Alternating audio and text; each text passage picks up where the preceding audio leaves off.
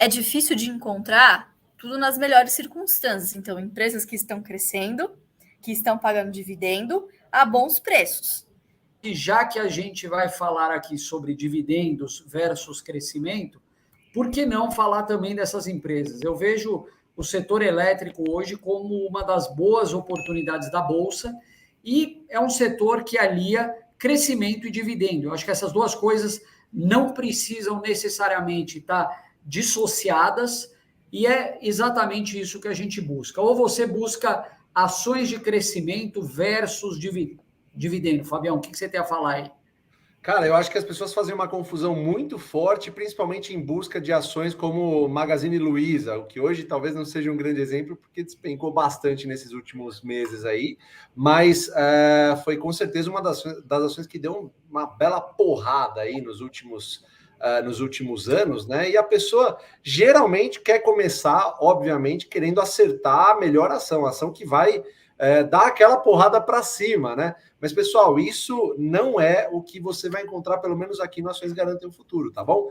A gente encara, tanto eu como a Lulu e o Felipe, nós encaramos que as ações de dividendos também são ações de crescimento. Você consegue aliar as duas coisas. Aqui na Bolsa de Valores brasileira, você tem ações que são de dividendos e que também são de crescimento. Aliás, tem uma coisa muito importante, as pessoas às vezes acham, né, que por você estar comprando uma ação de dividendo, a empresa nunca vai crescer. E pelo contrário, né? Nós somos empresários aqui, a gente quer pagar dividendo e quer fazer com que as ações cresçam também. Então, a empresa sempre quer crescer, de todos os lados. Acontece que tem empresas que não necessariamente precisam injetar muito capital no seu próprio negócio. Tem empresas que conseguem crescer pagando dividendos. Então, esse é o melhor cenário do mundo e você consegue encontrar isso na Bolsa de Valores brasileira. Não é isso, pessoal? Olha o Jackson aí falando, nem crescimento, nem dividendos, crescimentos. É isso aí, Jackson.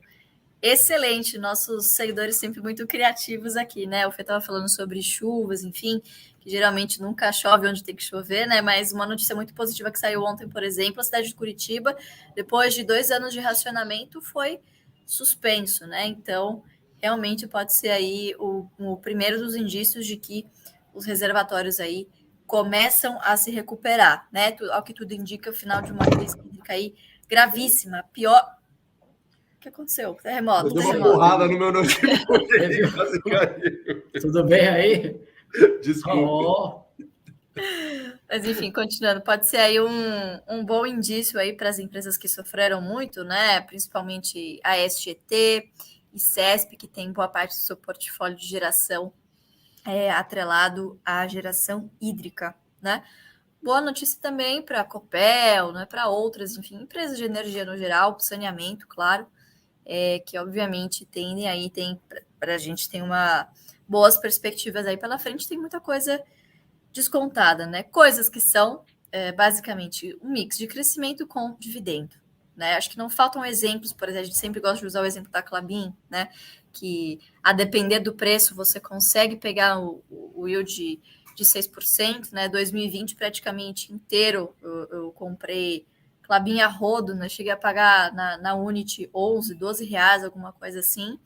E nesse preço atingiu o nosso critério de 6% de yield, né? Ficou um tempo sem pagar dividendos, porque, enfim, não tinha uma política de hedge, agora tem, né? E aparentemente parece que vai voltar aí numa trajetória de ser uma boa pagadora de dividendos e uma empresa aí com históricos mais de 30 trimestres consecutivos aí, antes da pandemia, de crescimento consecutivo aí no EBITDA, tá, pessoal?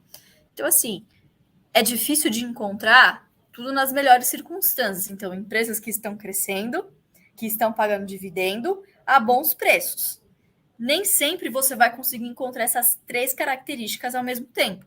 Dificilmente você vai encontrar uma excelente empresa, boa pagadora de dividendo a um bom preço, quando todas as notícias são boas, né? Geralmente isso acontece quando as notícias são ruins. Em um momento em que a empresa, de repente, não consegue pagar o dividendo naquele momento. Mas naquele preço, poxa, o yield projetivo, que é o que a gente fala muito, bate nessa tecla lá na GF+, passa a ser muito interessante, né? Que é o cálculo que a gente faz, por exemplo, hoje em dia com o BB Seguridade, enfim.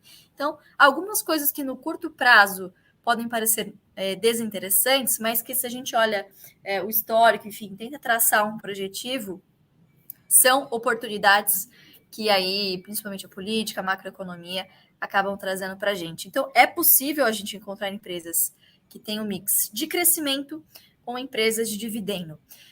O grande problema das empresas que são estritamente de crescimento é que você precisa entender que uma hora você vai ter que vender, né? Provavelmente para você embolsar o lucro. Então, vamos pegar aí, por exemplo, Magazine Luiza, né? Que teve aí, poxa, uma trajetória incrível de 2015 em diante. Quem comprou lá atrás, enfim, é muito difícil de você saber o timing de você vender. Então, a depender do recorte temporal que você pegue, você pode ter ganhado dinheiro com Magazine Luiza, perdido muito dinheiro, ganhado muito dinheiro e ter ficado milionário. Quem ficou milionário? Obviamente, os controladores, enfim, pessoas que montaram grandes posições e ficaram. Mas até essas grandes posições foram vendidas, né? Então aí o grande acionista de referência, que era o Luiz Alves, lá através do Alasca, vendeu no ano passado. Não sei se desfez de toda a posição, mas se desfez, que eu sei, de boa parte dessa posição. Então colocou o dinheiro no bolso, né? Esse é o problema para o pequeno investidor.